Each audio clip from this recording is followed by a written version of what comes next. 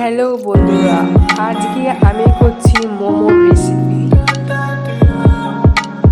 এখানে প্রথমে আমি নিয়েছি মাংস, তারপরে নিয়েছি পেঁয়াজ, আদা কুচি, লঙ্কা কুচি, এখানে নিয়েছি রসুন কুচি, পেঁয়াজ কুচি, নুন আর একটুখানি মিষ্টি।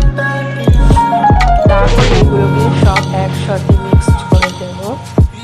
আমি ময়দা মেখে রেখেছি, ময়দাটা একটু সফট করে মেখে একটু ঢেকে রেখে দিলে আরও একটু সফট হয়ে যাবে।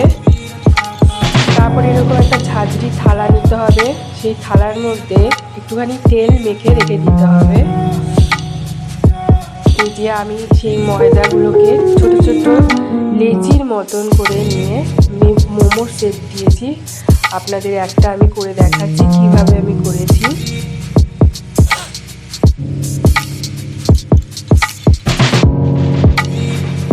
লুচির মতন বেলে নিয়ে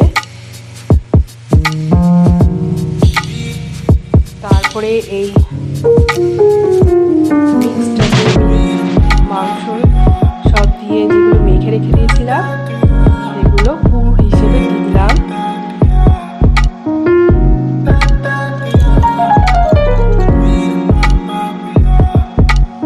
মোমোর শেপ করে দিলাম।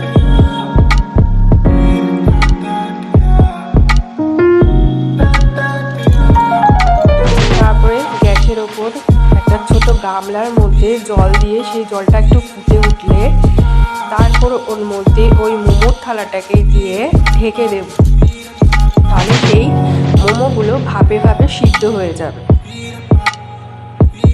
এই যে তৈরি আমার মোমো আর চিকেন স্যুপ, আর তার মধ্যে একটুখানি সস দিয়ে দিয়েছি।